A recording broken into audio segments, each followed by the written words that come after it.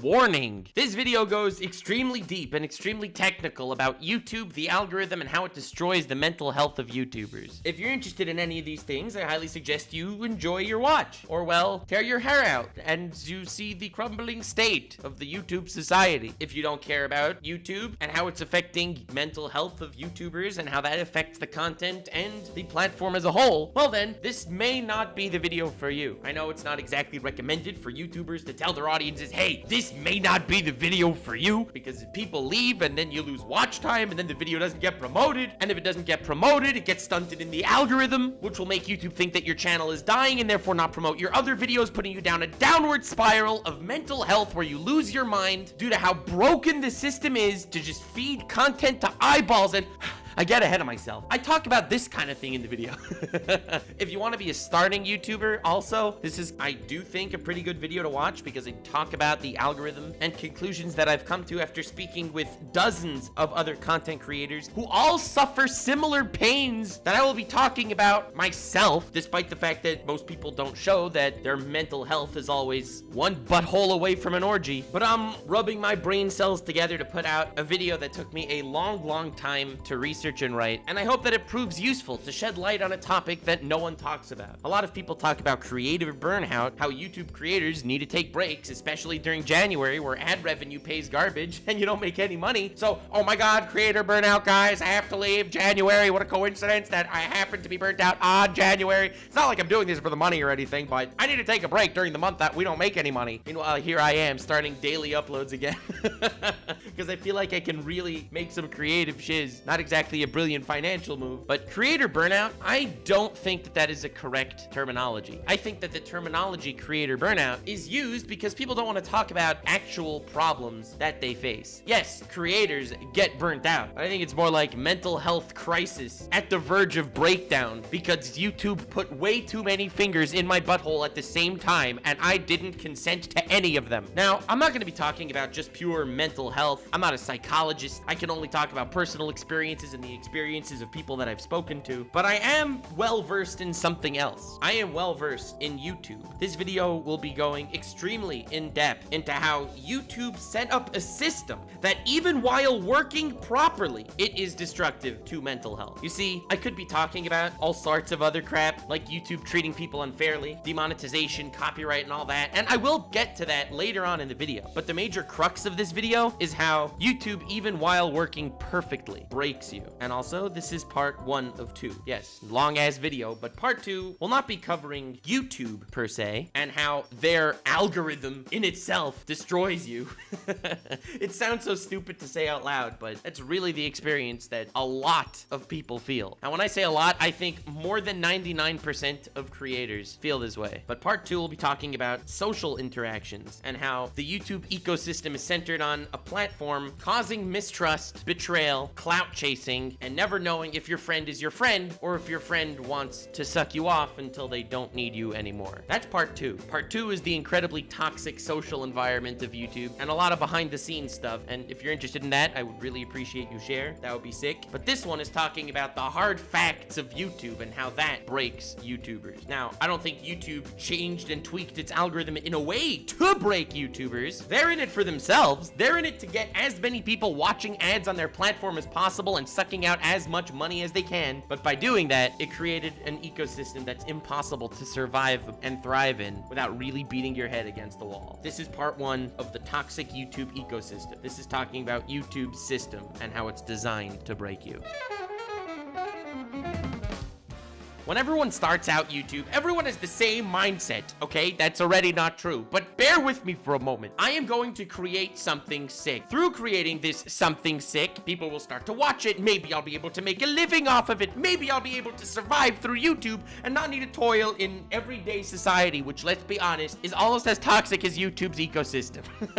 Almost. So most people starting out, they are looking at YouTube from a creative standpoint, from the creator's perspective. And that's really the healthiest way way to make content. But unfortunately, as almost every single YouTuber who doesn't get an initial video to blow up needs to suffer, they'll recognize that looking at YouTube from the creator's perspective is all fine and dandy when it comes to making content, but not so fine and dandy when it comes to people actually watching your content, let alone finding it. There is so much content on YouTube and so much quote-unquote competition, and I hate that word because so many YouTubers view other YouTubers as competitors, which again is unhealthy, and I will get to that later. No worries. But it's such a saturated market. What is gonna make your content worth watching? What are you gonna do right that a bigger YouTuber isn't gonna do wrong? Because you see, you could make a video, and if a bigger YouTuber finds it and likes it, he could make that same exact video, and he'll get all the views from your idea because the algorithm isn't gonna push your video with your one subscriber, which is your alt account, to millions of people. That's just not how it's gonna be. So starting out YouTube, it's very difficult to start to look at things algorithmically because you don't know about the algorithm. You just have a passion to make shiz and have people hear what you want to talk about or see what you make. But unfortunately, that is not a tactic that you can actually deploy on YouTube 1,000 out of 1,001 times where your videos will actually get views. And if you're not getting views, you're not motivated to continue, then you never expect to succeed, and then you quit. And that's when you fail. I was making YouTube videos for years before I actually even got a barely sizable enough audience to make an income off it. Because when I started YouTube, it was purely from the creative standpoint of I want to make shiz, and while it was fun and fulfilling creatively, it was not sustainable. There comes a point in every single YouTuber's life cycle when they realize it's not all about my perspective, it's about the viewer's perspective, because it's important to understand what they want to see. You can't just make what you want to make if they don't want to see it. I could be really passionate about talking about why hentai is important for the modern climate of the current eco-political conflicts in America. But if no one wants to see me talking about how hentai is the potential cure for the political conflicts of eco-political frickin' climate in America, then no one's gonna watch my video. Definitely subscribe for how hentai is in fact the cure for political conflicts and the eco-political climate in America. Video coming soon. Maybe.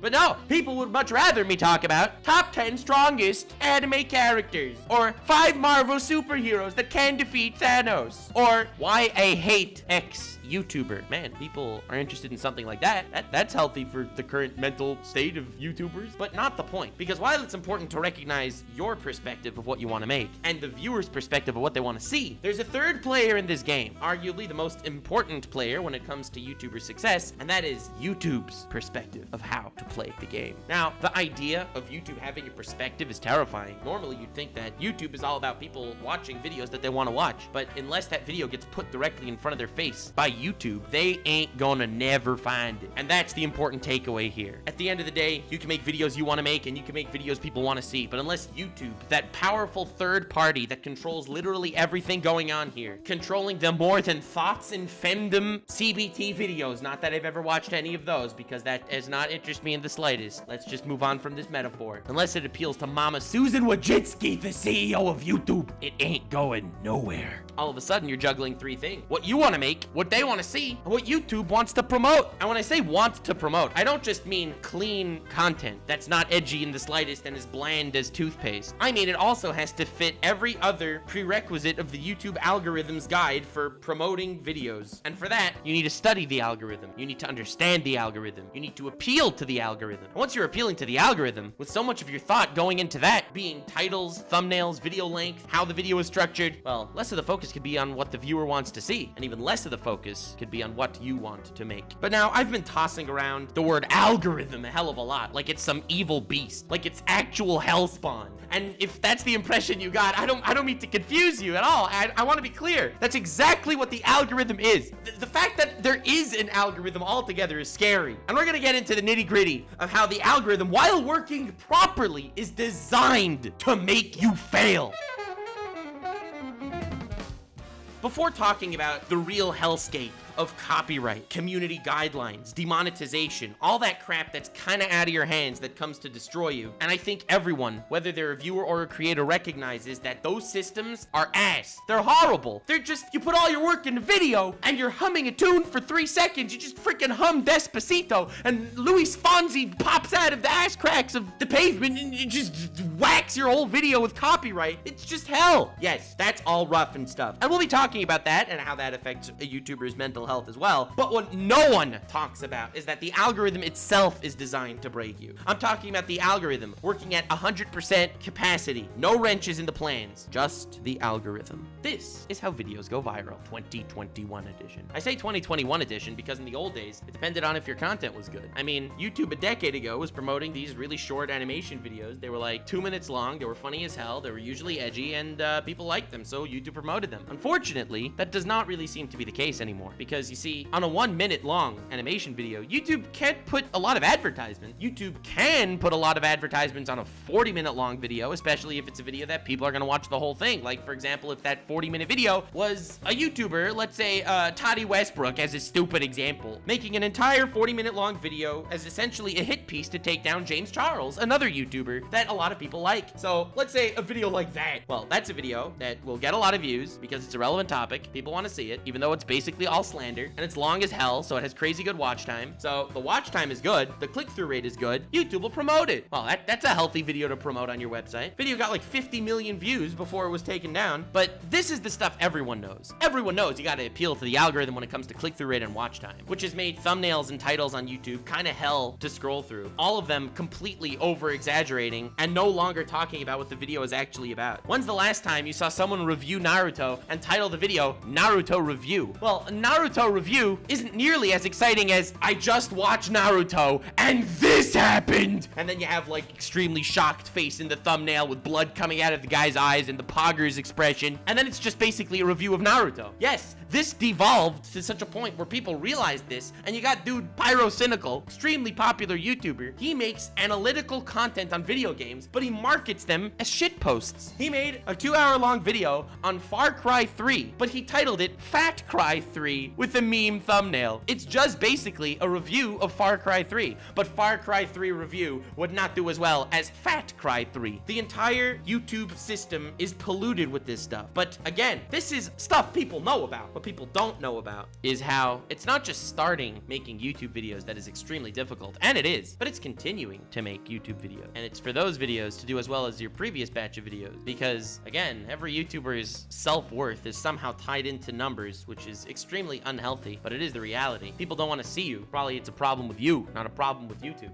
Sometimes that is the case, but more often than not, it isn't. I'm going to use an extreme example to start, just so that you could really get where I'm coming from, and then I'm going to talk about how it applies to literally everything. It starts off with YouTube telling you, find a niche, don't make general content. If you make general content, there's a million people that make general content. Why is someone going to want to watch me make fun of Katy Perry if PewDiePie made a video making fun of Katy Perry? Why is someone going to want to watch me give $1,000 to the last person to walk out of a revolving door when Mr. Beast can make a video giving $100,000 to the last person to walk out of a revolving door? General content is so oversaturated, starting off with general content is nearly impossible, because why would something you make stick if something that a creator that's established with an audience with much higher quality already made that video, but better? So YouTube tells everyone, find a niche. Find a niche that you could make something that no one's made before because of how niche it is. Well, that's a great way to start off. You know what? I think that that's great advice for everyone until it's not. Allow me to introduce you to Fortnite Epic Sniper Compilations.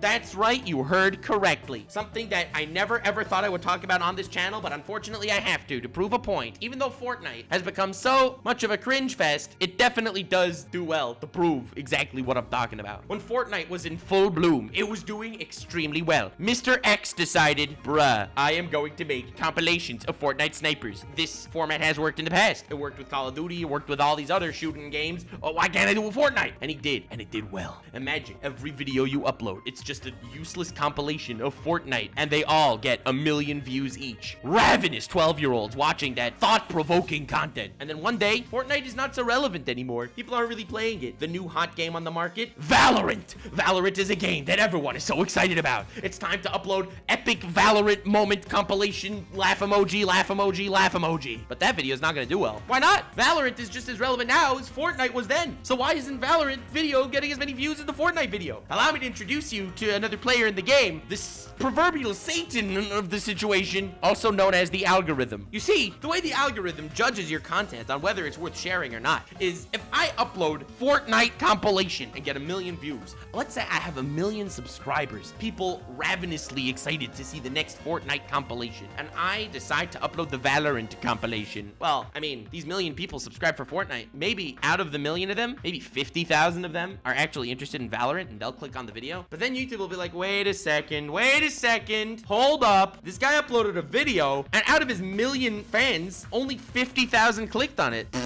Must be a garbage video. I'm not gonna promote that shit. And so the video never goes into the algorithm, and therefore it's never promoted. No one ever watches it. It's a dead video. And then YouTube's like, wow, this guy just uploaded a dead video. Well, we're not gonna recommend his next video as hard as we recommended his last one. You see, consistency is important. But you know what else is important? Momentum. YouTube is so based on momentum. Every time you get a video to do well, it gets recommended to a lot of people. So your next video will get recommended to a lot of people. Anytime a video of mine does really well, I'm really happy because it means my next 5 videos are gonna do well. Every time I do a video that's really poor, I'm upset, not because that video flubbed, but because the next 5 videos will also probably fail. That's another issue when it comes to like copyright and demonetization. If I upload a video and it gets demonetized, it's a force out of my control that forces the video to do poorly, which will make the next 5 fail too. It is rough out here, fam. But back on the algorithm and how it's designed to make you fail. Everyone is told to start with a niche because that's the only way to really blow up. But let's say you start with the niche. Let's say your niche is Fortnite and Fortnite dies. You can never ever move on because any other video you make will be not just not promoted, but it will be suppressed because of your Fortnite fan base that doesn't care about Valorant. A friend of mine works in the channel Treesicle. It's a well-known channel that makes videos about video games and stuff like that, and I liked his videos and all that. But unfortunately, if you look at his channel right now, it is not doing well. He started a new channel to talk about anime called Bonsai Pop, which you can check out if you want. They make good stuff. But the reason why this is extremely important is because that channel was doing healthily well. They were having a nice mix, Mario video, a Pokemon video, everything's going swimmingly until Five Nights of Freddy's reared its ugly head. They then uploaded Five Nights of Freddy videos, and they started doing really well. They started getting millions upon millions of views. So everything in the YouTuber's brain is like firing off dopamine, saying, bruh, we gotta feed the algorithm. Consistency gets views. So they uploaded 1 million more Five Nights at Freddy's videos, each one doing well. They were really happy. Everything's great. But now they have hundreds of thousands of accounts subscribed to them for Five Nights at Freddy's that aren't interested in Pokemon or Mario. So if they decide, oh, I'm gonna make a Pokemon video, you have 100,000 people that didn't click on the video.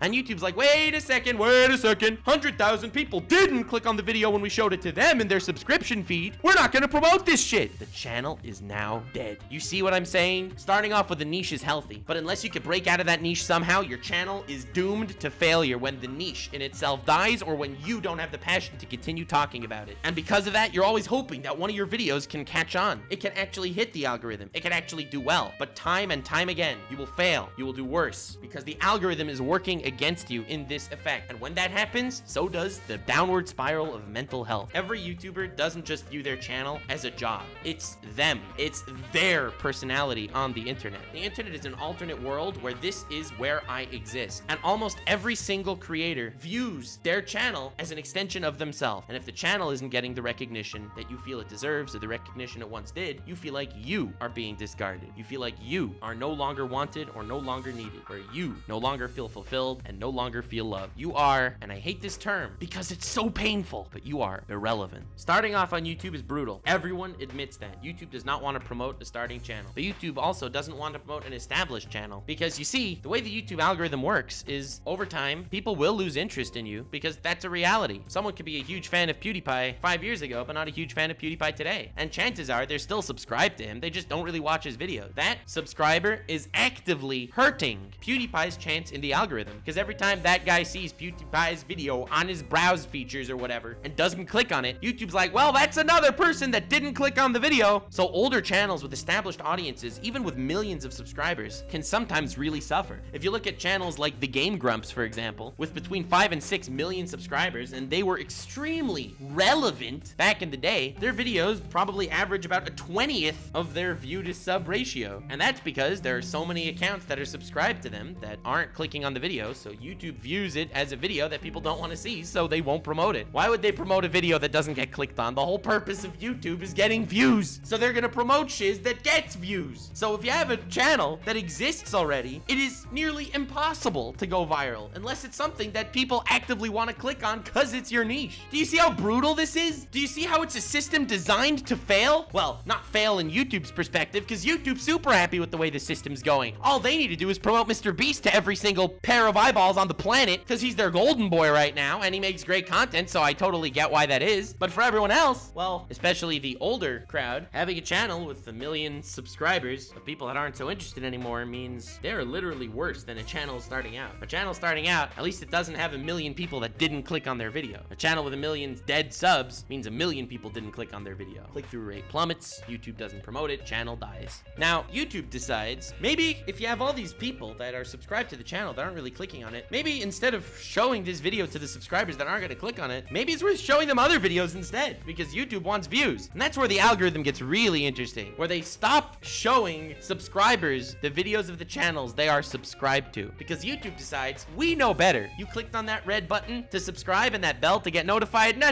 We know what you want, okay? As an example of this, in my subscription feed, I occasionally see late night talk show host videos, even though I'm not subscribed to any of them, because YouTube knows better. So again, to reiterate the points I made in this chapter, you need to make videos that you still find creatively stimulating, or else you'll feel like a cog in the machine and start hating yourself, not wanting to create and have creator burnout. So you have to make videos you want to make, and also videos your fans want to see, because your existing audience losing interest means YouTube will not promote it. So it also has to be something that your already subbed subs are interested in. Like for example, if I have a channel talking about anime and I make a video talking about the YouTube ecosystem, that is not a great business move. Hey, isn't that hilarious? Wow, I really follow my own advice there. And then of course, the third criteria is appeasing the algorithm, meaning the watch time, the click-through rate, maybe hopping on some current trend, which is in itself dangerous because you don't want to bring in subscribers that aren't going to watch your other videos. You see, if you make analytical gaming content and you make a fidget spinner video and you get 1 million fidget spinner fans that aren't going to watch your gaming videos, YouTube's going to stop promoting your gaming videos. And the gamers that are subscribed to you aren't going to watch your fidget spinner videos, so YouTube's not going to promote your fidget spinner videos. Rough, ain't it? Well, good news, because... So, let me get this straight. Making videos you want means you have to fight against the algorithm so YouTube won't promote your videos and you're gonna feel worthless. And making the same video again and again and again, like the algorithm actually wants with Fortnite funnies, in the long run, it's not gonna promote your other stuff and Fortnite's gonna die, so the algorithm kills you. So what you're saying is, YouTube is an inherently broken system that is literally created to make creators fail, going down a downward spiral of mental health, and there's nothing they can do about it, right? The short answer is right, you're screwed. Yeah, YouTube it hates you. That's the short answer. The long answer is people still do succeed, and how is that possible? Well, you see, there are many different strategies to employ when attempting YouTube and taking a good look at yourself in the grand scheme of things and seeing where you belong on this gosh darn hellfire of a website. And every single one of the popular strategies actually works to a massive degree, which is amazing. So I'm so happy that I could make this video to inspire the youth, to get people to be like, yo, this could literally be me right now. I am so happy to finally take this time to explain to you all these amazing ways to do amazing things on youtube.com and how YouTube actively still works to hinder everyone anyway. Yeah, you thought this was gonna be a wholesome segment? Well, this is not a wholesome video, damn it. I am putting my toxic nature to good work. I am proving the toxicity on the platform so you don't need to feel alone. If you're a YouTuber and you're feeling trodden down by society and by YouTube, you're not alone, because I thought I was alone when I was feeling like crap before I started talking to other YouTube fans. Nuh-uh, we almost all deal with this, literally. Dream and Mr. Beast are exceptions, but everyone else does. Everyone. PewDiePie feels this way, okay? Maybe not so much anymore, but like a year or two ago, he went through these ruts too. PewDiePie, the guy with 100 million subscribers. Yeah, that guy. So I guess some wholesomeness is coming from this video at the end of the day. But anyway, you see, we're still in the Catch-22 chapter, and the reason why I'm putting strategy in the Catch-22 chapter, well, it's kind of hilarious because there are two basic strategies to making YouTube videos. Upload a crap ton of videos, working with momentum, getting more views in total. Maybe your creative side just wants to create quantity over quality. Maybe you just want to be a guy that talks about the news or talks about popular pop culture issues. And then the other strategy is a better video, but less frequent uploads. Those are the two strategies, and you have to decide which one suits you better. Now, if you upload daily, you will probably get more views, but you will probably get less growth, because for the most part, YouTube doesn't promote more than one of your videos at a time. So I kind of did this as a test for the algorithm, and also because I was curious about it. But for the span of like 2 months, I went from uploading pretty much daily to uploading pretty much weekly, and I was curious as to see what the difference would be. During these weeks, I put a lot more time into each individual video, which is understandable, but that's not the full truth. You see, I'd say I put a lot more time into half of these videos. The other half were just the regular videos that I would make daily, but I'd only be uploading weekly, and those videos did so much better.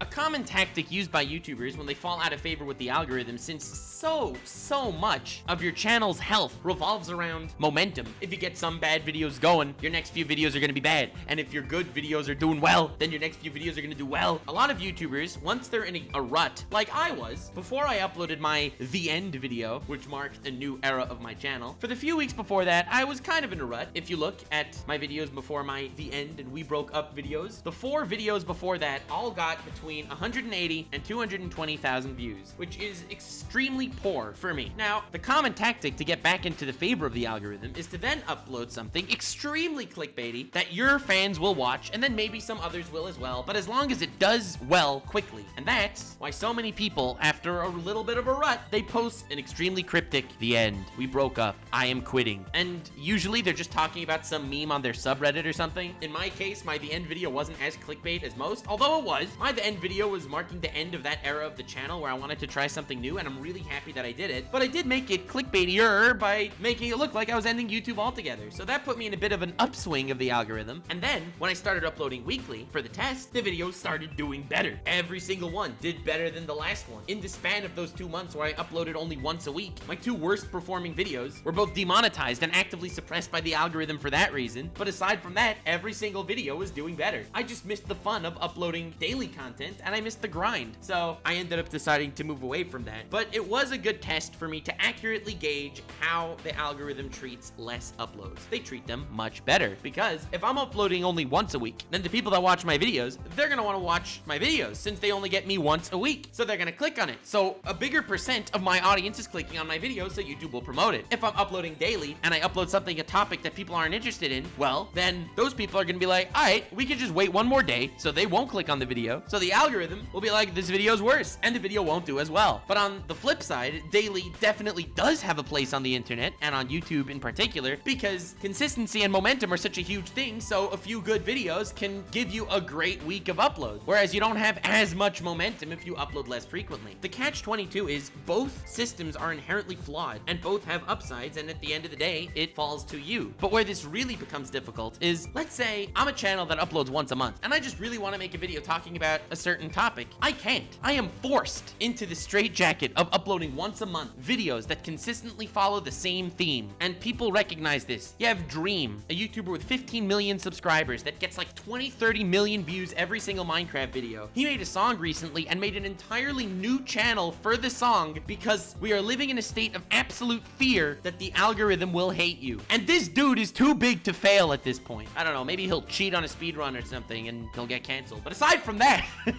I can't imagine. So that doesn't just make it difficult for channels that upload monthly. Channels that upload daily have a really hard time making a big video. For example, me, and this video you're watching right now. So many hours of research, of talking to other YouTubers, of writing went into this video. And since I upload pretty much daily, it doesn't matter that this video took weeks to make. YouTube is gonna view it as a daily upload and not promote it anyway.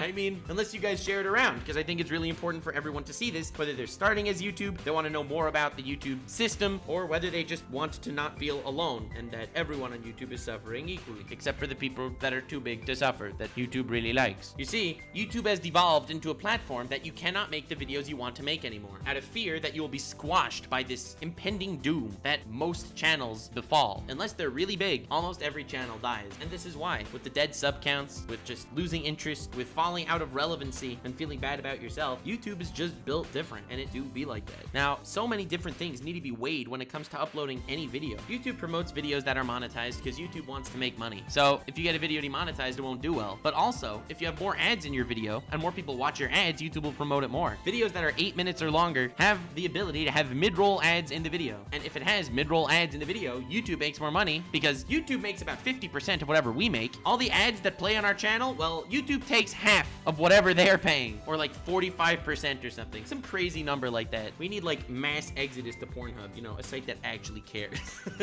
I'm only half joking. So here's what you're thinking, right? Well, I'm just gonna upload a really long video with a lot of mid-roll ads. Not even for the money, but just so YouTube could promote the freaking video. And that's a great mindset. You know what? I respect that. You're trying to work out the algorithm and let it fit in your back pocket. That is a huge brain, 5,000 IQ, Among Us vent strategy like I've never heard before. Just make a long video every once in a while so that video could pop off and help you with some momentum. Well, I mean, that's a good theory if it wasn't for, you know, the algorithm. YouTube does something else aside from just wanting long videos. It bases your videos watch time compared to all your other videos watch time as well. And you're thinking, well, that's great. If I do a 10-minute video every day and an hour-long video every month, the hour-long video will have a crap ton of watch time compared to my other videos and it'll do well. Oh, but you're forgetting something important. The thing you're forgetting is the other videos. You see, if let's say your average watch time on an hour-long video is 30 minutes and your average watch time on a 10-minute long video is 6 minutes, then they're gonna be like, yes, the average watch time on this video was 6 minutes when your last video's average watch time was 30 minutes. This 10-minute video must suck. For that reason, we will not be promoting it any longer. So you're forced to keep one-upping yourself. You gotta make a 10-minute video one day and then a 12-minute video to get more watch time the next day, and then a 14-minute video, and then a 20-minute video, and a 30-minute video, and an hour-long video. And at that point, 10-minute videos ain't gonna cut it anymore because they have way less than average watch time compared to your other stuff. If you look at my channel right now, most of my videos are around 20 minutes long, I'd say. All the videos that are approximately 13 minutes, no matter what the topic is, they do not get promoted because their average watch time is less than the average watch time of my other videos. This is so sad. Welcome to the Catch-22 chapter. I love this chapter because this is the chapter that literally kicks my behind every single video I make. If it's long, it means my other videos won't do well. And if it's short, it means it won't do well compared to the long ones. But if it's long, people might not want to click on it. So the people that watch it make the average watch time for my channel harder to match with my other videos. And if they don't watch it, then YouTube isn't going to promote it because the click-through rate is bad. So at the end of the day, consistency is king. Tap into a kid audience, make the same video every goddamn day on a trend that will never die. And your channel will do great. You won't feel fulfilled. You'll feel like crap and no one will respect you. But hey, maybe you could start a corporate channel as a business. That would be a fun idea, right? I mean, look at Watch Mojo. Oh, look at Watch Mojo. Wait a second, they have 10 million subscribers and their videos are doing terribly. They get less than 1% of their subscribers to view their videos. In fact, that's pretty bad. What's going on? Well, you see, they have 10 million people subscribed to them that don't want to watch their content, so they don't click on them. So the click-through rate's bad, so YouTube doesn't promote it. Oh, maybe there is no escape from this quicksand, but the butthole gets deeper still. I talked about consistency a lot, and consistency is important. I mean, you might lose your mind being super consistent and not being able to try anything new, but aside from that, I mean, it's sunshine and rainbows. Now, you know that really annoying thing that literally every YouTuber on the platform does, and honestly, if they don't do it, it's respectable, but also kind of stupid at the same time? It's telling the viewers to subscribe, because that works. And that really cringy meme format of, did you know that only 50% of the people that watch my videos are actually subscribed? If you're part of the 50% of the people that watch my videos that aren't subscribed, do subscribe right now. That cringy meme format works. I know you think to yourself, there's no one on the planet that is gonna be watching my video and it's like, wow, I like this guy's video. I would love to see more videos from this guy, but how? How will I ever find this guy again? How will I ever figure out when this person uploads a video? And then the YouTuber's like, remember to hit the bell and subscribe. And they're like, oh my God, my mind has been blown. No one ever had that mental conversation, but despite that fact, it helps when the YouTubers tell people to subscribe. Now, remember that consistency thing about how YouTube looks at every single one of your videos and is like, well, your current video isn't doing as well as your previous video. That works with subscribers too. If I do a video where I tell people to subscribe, I'm gonna get more subs off that video than a video where I don't tell people to subscribe. And YouTube's gonna be like, well, I mean, that guy got a sub every 1,000 views on that last video. Why is he getting a sub every 5,000 views on this video? Honestly, this video isn't maintaining a long-term watcher. We should show him something else. And YouTube is like, no, we don't like this video anymore. So you're like, all right, so now I could just be that obnoxious YouTuber guy that tells people to subscribe in every single one of my videos as well, or YouTube will actively hinder the video's performance. Allegedly. Man, that's rough. And to prove that YouTube is keeping track, YouTube added a feature to the YouTube Studio that every single YouTuber has on their computer and at their phone, and they're looking at it probably 10 times a day every day, or more, who knows. But I call this the mental health radar. Yes, the mental health radar is a YouTube feature that has been added to everyone's device. And you're probably like, the mental health radar? I'm a YouTuber and I don't know what you're talking about. It's that feature that's literally smack in the middle of the front page every time you open the YouTube Studio. It's that 1 out of 10 feature. If you're not familiar, this is the most insufferable and infuriating but also dopamine addicting feature on the entire platform for every YouTuber. Every time you upload a video, it tells you how well this video is performing compared to your previous 9 uploads. It gives you a 1 out of 10 ranking to a 10 out of 10 ranking compared to how previous videos did in this time frame. Your video is performing 9th best out of the last 10 videos you uploaded within the first 2 hours of uploading. Your viewers are less interested in you. That's literally what it says. Thank you, YouTube. Extremely cool. It's gotten to the point that so many YouTubers I know, their mental health for the day is dependent on if that video is above 5 or below 5. Because if it's below 5, it means your next few videos aren't going to be doing as well as your last few. And if it's above 5, well, then your next few videos are probably going to be doing better than your last few. At the time of me recording this video, I made a video about an extremely controversial and edgy anime that just came out that a lot of people are talking about. So that was doing 2 out of 10. That's extremely good, and I was very happy. The next video I uploaded right after that was showing that edgy anime to controversial YouTubers. It's a hilarious video that I'm super proud of. The jokes were extremely edgy and not YouTube friendly at all, which is why it started off doing well, and now it's not doing as well anymore as YouTube realized, wait a second, this dude just collabs with YouTubers that are making rape jokes every 2 seconds, which is not really okay. But it's funny regardless, okay? I'm sorry. I know I put a trigger warning for a reason.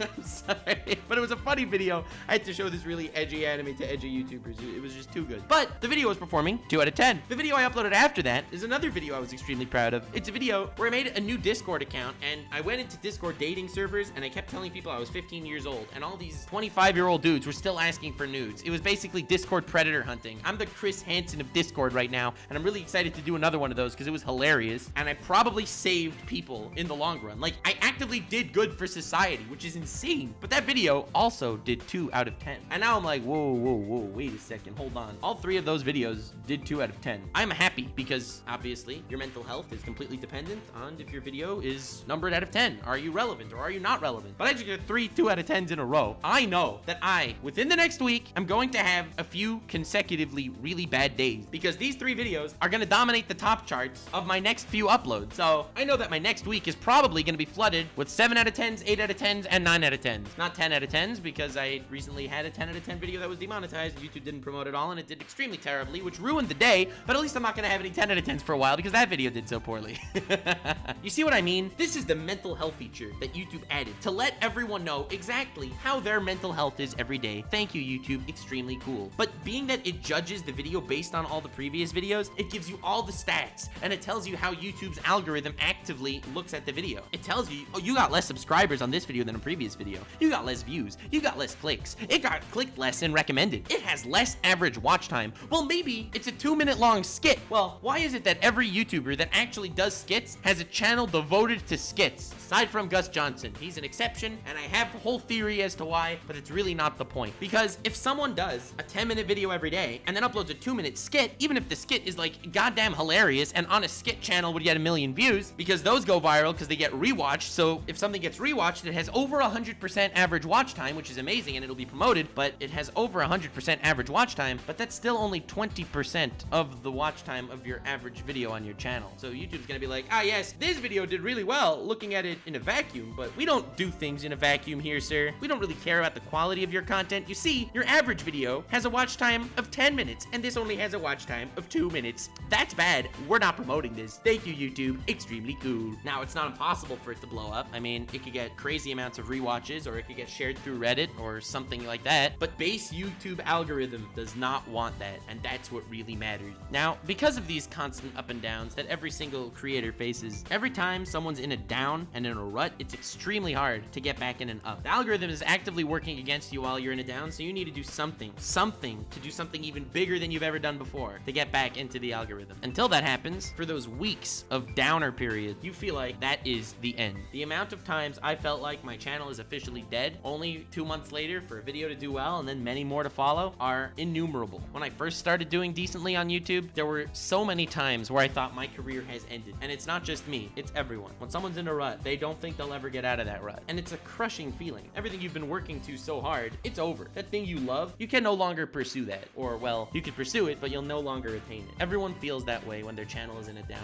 And whenever the channel's doing well, in the back of your mind, you're like, all right, this will last for a month maybe, but I'm gonna be in that rut again. And that rut is so hard. It's an indescribable, torturous feeling that makes YouTubers only really able to relate to other YouTubers. Despite having close friends and family that know nothing about YouTube, that are all too eager and happy to share my suffering and tell me like, yo, it's gonna be good, fam. Don't worry, you're making money and stuff. No one could relate to the soul-crushing, falling ins and outs of YouTube relevancy and how every single time you feel like it is your last time. People wonder, why is it that you have so many YouTubers that fall off the deep end? You got Jake Paul, who started off making wholesome vlogs and turning into lighting neighbors' pools on fire. But you had Logan Paul, making funny, inspiring content for people to be themselves and turning into a guy who walked into a forest and filmed a man that just took his own life. Well, it's easy to understand from a YouTuber's standpoint. Everyone that was talking about that Logan Paul story was like, oh man, I can't understand how someone could actually do that, how someone could lose all of his empathy and do something so subhuman. I mean, I found it funny that everyone said that because everyone did look down on him for doing something horrible, but at the same time, I think almost every YouTuber knew where he was coming from exactly. When you're making YouTube videos, you constantly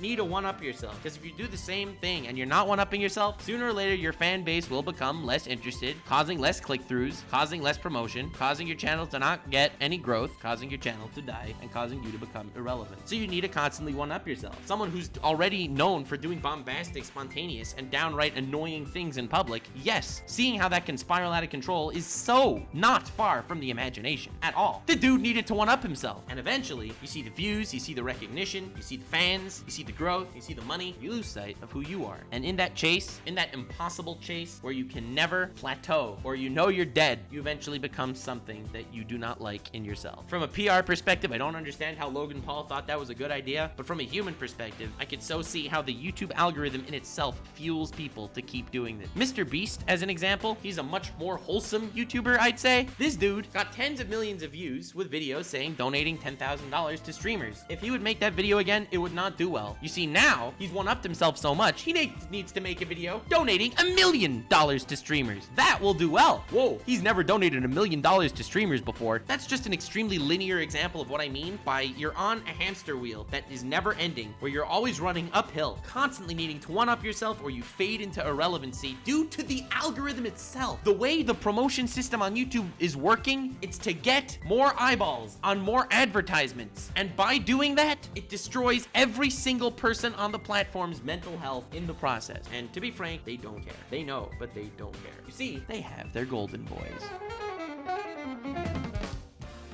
Ah, yes, human nature. Oh, man, human nature is so fun. I love human nature. Human nature is the explanation for a lot of crap that goes on. Like, for example, competition. Competition, if you think about it from a philosophical, grandstanding perspective, you could be like, wow, competition is kind of toxic. You gotta be the best that you can be. What's the difference what that other person does? Philosophically speaking, competition is sad. But reality speaking, competition drives progress. If you're an extremely competitive athlete, you'll be better than a guy who's just trying to be himself. Well, you want to get into some crazy league or get into school on some scholarship, you got to be better than the competitors. And that's the driving factor. If you're just trying to be the best that you can be without looking at competition, you're not going to do as well. That said, despite the fact that philosophically competition is inherently toxic, it also undeniably causes massive progress. With that out of the way, a competitive nature is natural when it comes to humanity. I'd go as far as to say that Charles Darwin, well-known Pokemon trainer from a while ago, probably touched little boys, but that's irrelevant because his understanding of survival of the fittest, which is in our very own biology, like on a biological level, we thrive when it comes to survival of the fittest. That is literally competition. That's being better than the people around you. And YouTube makes competition really rough. Everyone's obviously looking at everyone else's social blades and everyone else's videos and all that, and every YouTuber that doesn't is probably lying. Everyone I spoke to does. Now, not that you're wishing them poorly, you just want to see what you could do better to optimize yourself, right? But unfortunately, there's an issue. That issue is favoritism, because YouTube likes people more than other people. YouTube isn't freaking justice. YouTube wants to make money, and based on their current golden boy, the entire algorithm will shift to their favor. Favoritism sucks. It's so hard. There's nothing more painful than freaking two siblings where one is literally giving better treatment than the other. I mean, any of you guys ever hear of this dude? Kind of well-known guy, well-respected. His name is Joseph, you know, like the son of Jacob from the Bible. Yeah, favoritism landed him in kind of a bad spot. His brothers weren't too happy about that. And when it comes to YouTube, that is everywhere. Now, you probably think I'm talking about like the current heavy hitters. 2016, 2017, Logan Paul and Jake Paul freaking killed it. They were doing so well until they bumped into their controversies, and YouTube was like, let's smite that. Everyone that was uploading daily content at that time took a massive hit because YouTube geared the algorithm away from daily content to more high quality videos. Currently, the trend really seems to follow the infrequent uploaders, the Mr. Beasts, the Dreams, the long ass videos that a lot of people are looking forward to, that have massive stakes and show how huge YouTube really is to the entire world. A lot of people just follow the trends of the Golden Boys. The Golden Boys upload every few weeks to great success, and that's sick. They don't have to deal with the penalization that YouTube gives everyone else. And honestly, Mr. Beast seems like an extremely wholesome guy that I like a lot. And shout out to Mr. Beast here. My little guy. Check him out. He's a fun dude.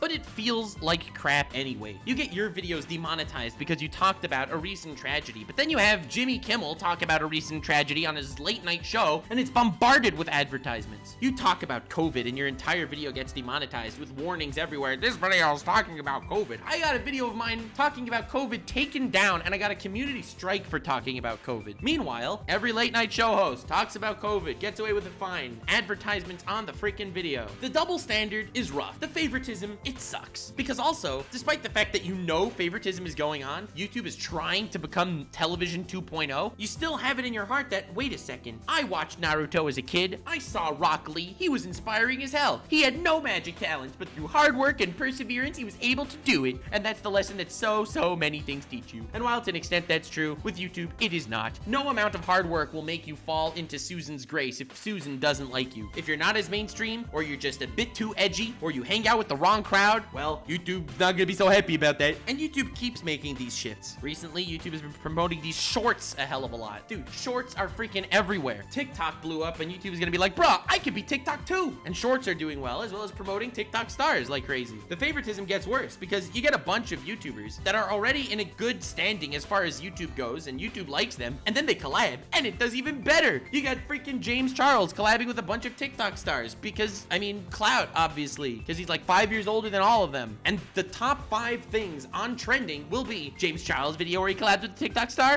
star number 1 where he collabed with the other 5 TikTok star number 2, and you get what I'm saying. That's the crap YouTube promotes, and it's rough. It's rough to watch. It's rough to be the problem child of YouTube, and you're constantly trying to explain to yourself, what's the difference between my video and that person's video? You see, we both worked so hard. We both made similar stuff. Why is that guy's video promoted and mine isn't? Well, I mean, luck is definitely part of it, but it can't always be luck, can it? Well, you will never know. I can list to you a whole bunch of channels that I think are blacklisted to certain levels of intensity. That's not what this video is going to be about. I mean, I think mine is definitely blacklisted to a certain level of intensity.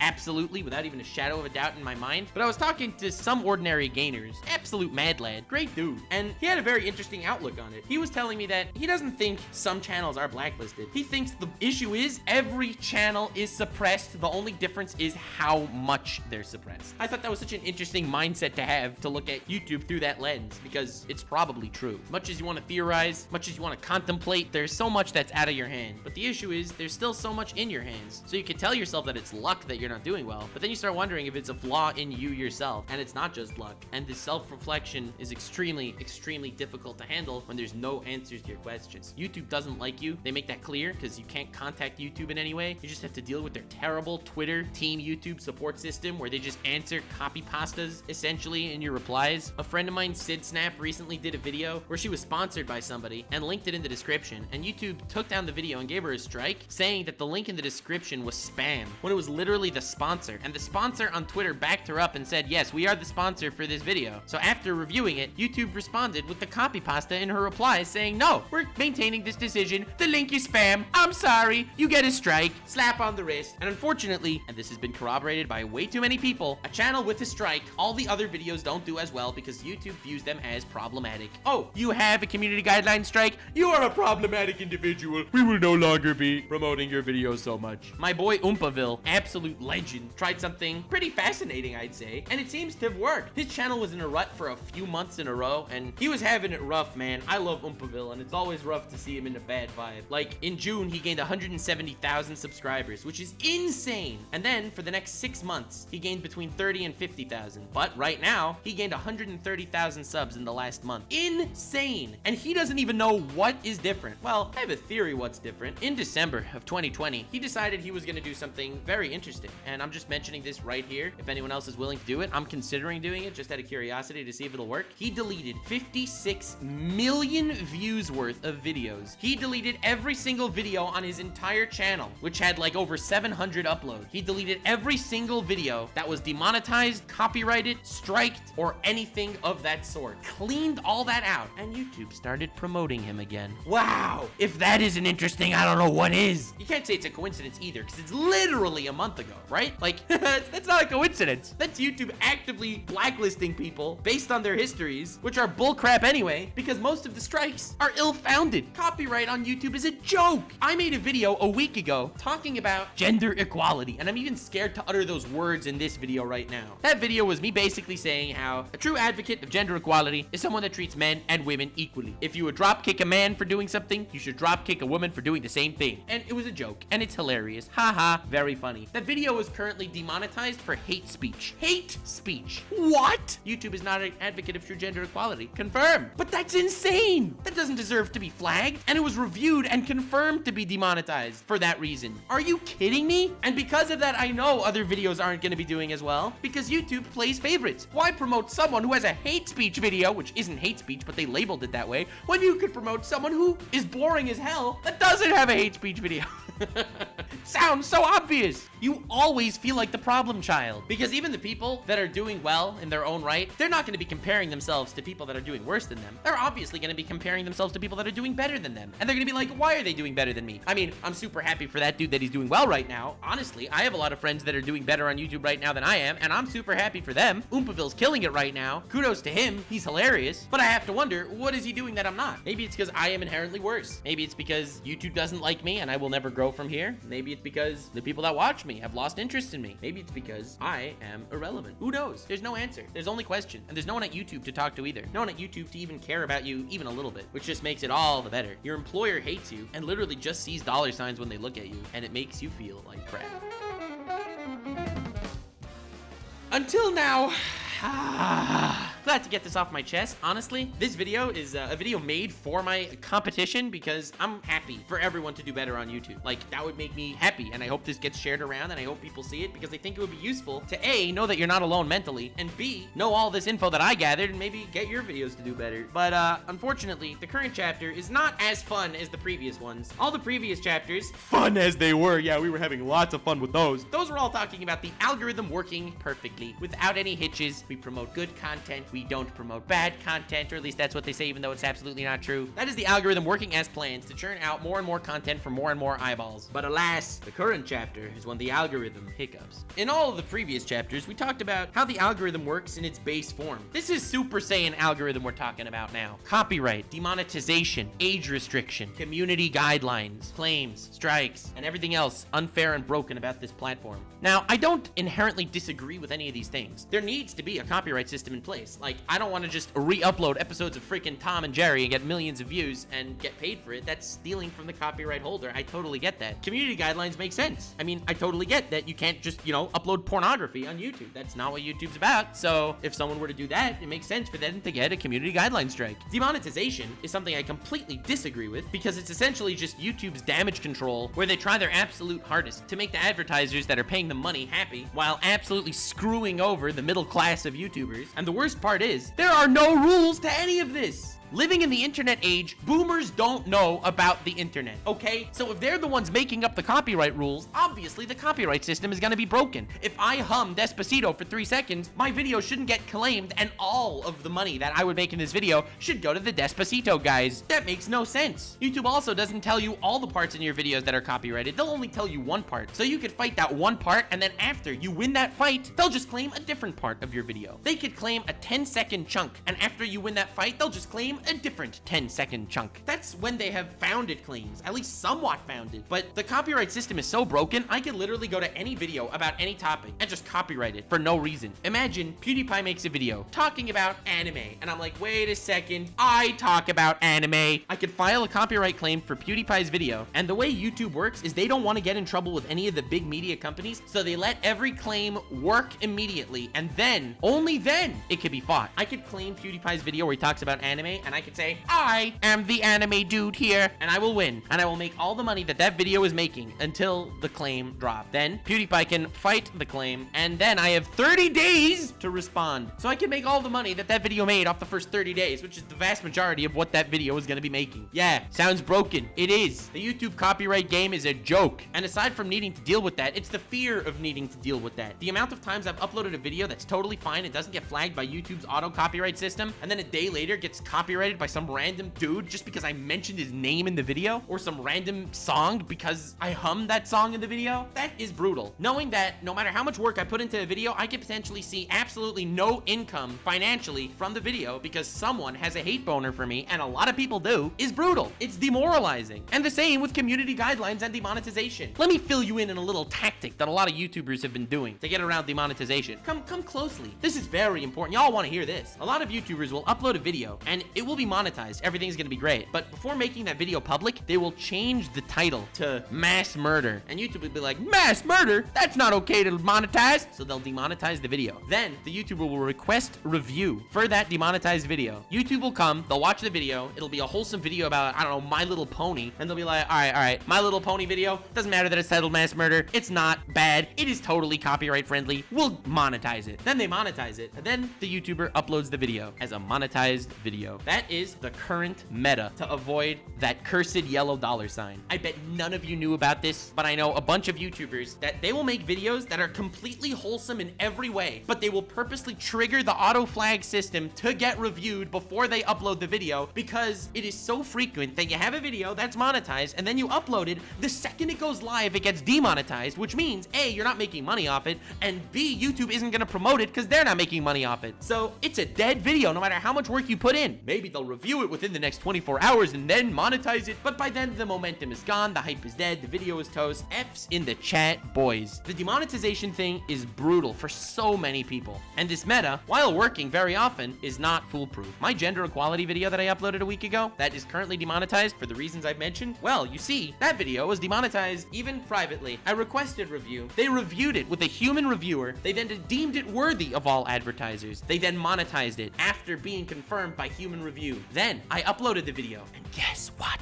They demonetized it again! And I can't even appeal it because it was already confirmed by human review. Yes, it was confirmed green, but it was confirmed nonetheless. Now, I can't re-upload that video because if I re-upload that video, all the people that saw it already are gonna be like, I'm not gonna click on this again. And if they don't click on it again, it doesn't get the click-through rate. If it doesn't get the click-through rate, YouTube won't promote it. The video's dead. That's why the video has so few views, because it's demonetized and YouTube doesn't want to promote it, and I can't re-upload it because the people that saw it already don't give a crap. And I don't blame them. It's like going to take a poop after you just poop. You don't need to poop again. Why are you gonna go sit on the toilet? Yes, thank you, Nux. Very accurate metaphor there. I'm sure everyone is extremely eager to hear that.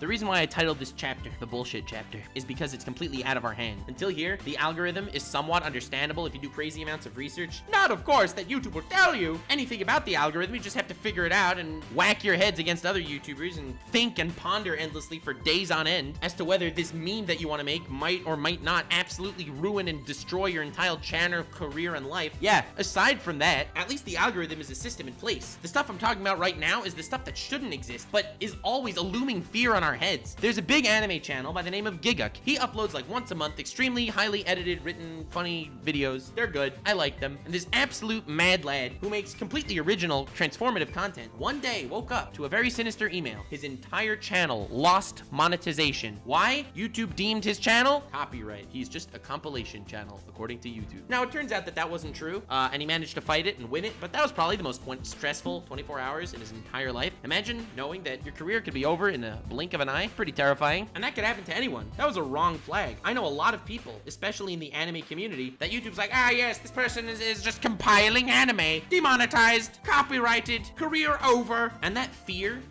of wrongful termination always being present in everyone's minds, the entire commentary community, where they basically make videos on other YouTubers and drama over social media and stuff. Almost every single commentary channel between 100 and 900,000 subscribers got demonetized. The entire group lost monetization for over a week because they deemed the entire community as harassment. Now, that was wrongfully done, absolutely, 100%. But YouTube doesn't care. They'll do it indiscriminately to defend their sponsors and their money and their advertisers. So they could do that. You could just wake up one morning and your life is over. Well, I have 900,000 subscribers on YouTube that I've been working on for the last 5 years, but well, I mean, I could go back to flipping burgers. That's a reassuring feeling that it could be done at any moment. Not to mention the adpocalypse. The adpocalypse is just an extreme example of this. If you've heard this term, you know what I'm talking about. If you haven't heard this term, PewDiePie accidentally made a racist joke in one of his videos, and advertisers got so upset they pulled advertisement from like the entire platform. Yeah, that's right. Every single YouTuber was out of job in the blink of an eye. But that's not all, ladies and gents, because that's only the first adpocalypse. There were sequels. There was this dude who's like, wait a second, there's this video about young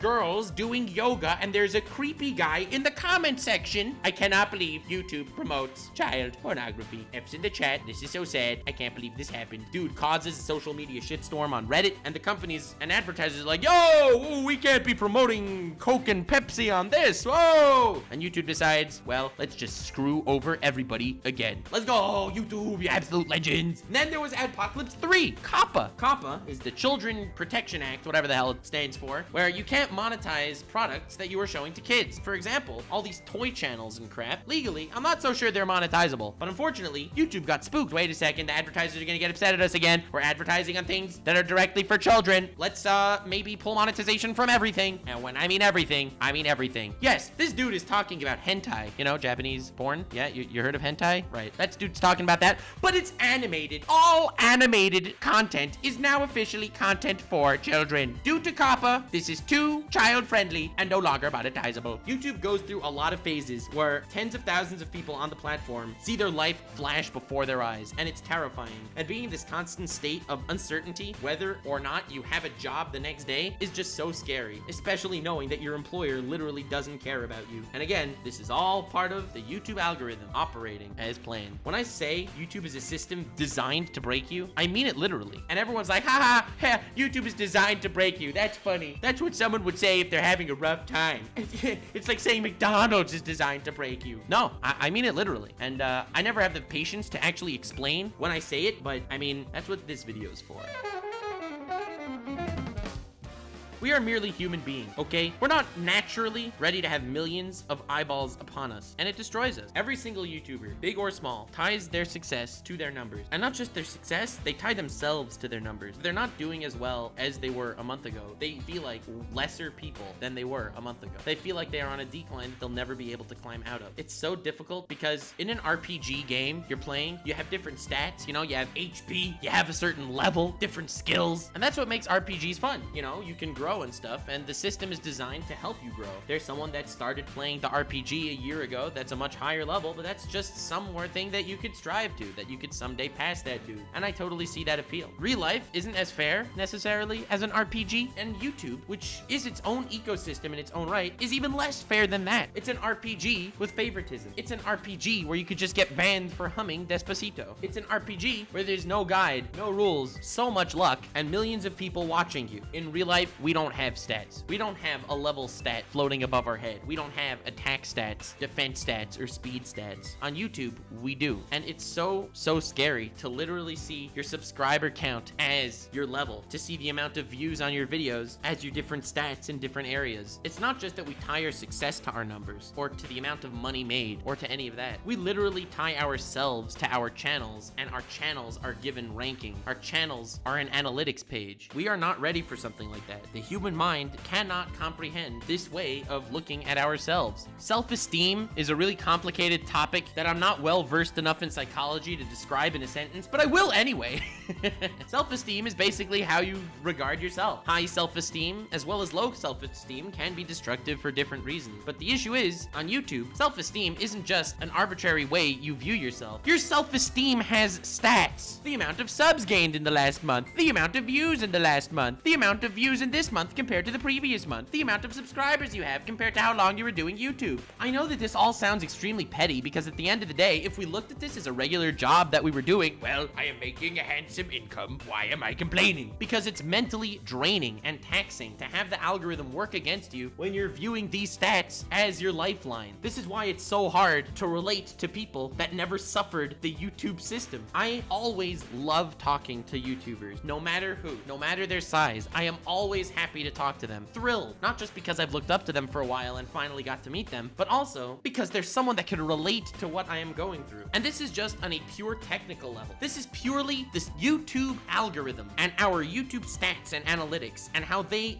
wreck our mindsets and destroy our self-esteem. Imagine also adding that twist, you know, that little thing that is millions and millions of people around you looking at you and your past at all times where you're constantly under scrutiny. I've gotten canceled on Twitter a good few times, so I look at it as a meme at this point. But the first time it happened, it was nerve-wracking. You have hundreds of people that you never heard of before talking about why they hate you as a person. You never met them. They never met you. They don't know who you are as a person, but they hate you. They wish you harm. Hate comments, a bad like to dislike ratio, getting into beef with somebody else and their fans are sending you death threats, making fun of a popular anime show and those fans are sending you death threats. Yes, whoever actually sends you a death threat because you roasted My Hero Academia is not mentally stable. But you know what? You might not always be thinking rationally when you have an actual hate mob stressing your mind out, where you're just glued to read every single one of them. And not reading them is worse, because you know they're there and you don't know how bad they are. At least reading them confines them into a reality that you can hopefully cope with. And this is everyone, by the way. I'm not talking about the fringe examples of people that got canceled for doing terrible things. Those guys are probably near suicidal, and I know people that have been canceled and wrongly canceled, but the whole internet was up against them, even for a span of a few weeks, and they were legitimately suicidal. Like, I'm not even kidding. The hate on the internet gets really, really real, and it's really difficult. But I'm talking about average YouTubers. YouTubers that were never in a massive controversy, but just by the fact they have so many thousands of people commenting, they're gonna have a couple of nutcases, and those nutcases are gonna make you feel terrible. Every YouTuber's mental health is so tied into YouTube, despite whether their persona portrays it that way or not, because their channel is their most personal thing. They put their heart and soul into it. They put their life into it. It's how they are regarded as a person by masses. It's more than just a profession, although as a job, it's scary that the job could be torn away at any point as well. The mental stress is undescribable, and I hope that over the last hour, I sort of did describe it in a way that's understandable as well as educational if you want to be a YouTuber and want to try and understand the hellhole that the algorithm actually is. In conclusion, I really want to reiterate that everything I'm mentioning right now is YouTube working properly, and I'm only talking about when YouTube is your adversary. There are also people that are your adversaries. You know, logically you shouldn't complain because you're making an income, but mentally it's still torture because you see your future melting away before your eyes. It's rough that YouTube doesn't care, and it's rough that the cycle will continue and only get worse, because at the end of the day, YouTube just wants to make money. This is the system they have in place in order to make that bank. This isn't all the stresses of YouTube, not even by a long shot. This is just the algorithm, and this is the extremely in-depth look on it that I haven't seen anyone else ever make, and it's annoying because this is something that I would have wanted to see a long time ago. This is something that I would want to see as a viewer as well as a content creator. Mental health is something extremely important that needs to be taken really seriously by everyone, and it's downplayed by all of society because it's something that's not tangible. Someone with a scraped knee wincing in pain is not as in pain as someone that is mentally hurting, and I would really like society to recognize that at this point, that is a genuine physical thing despite the fact that it's not tangible. But for now, this isn't a massive psychology video, it's just how that ties into the YouTube life, but there's only one chapter left for this video, and I do thank you for all watching until this point.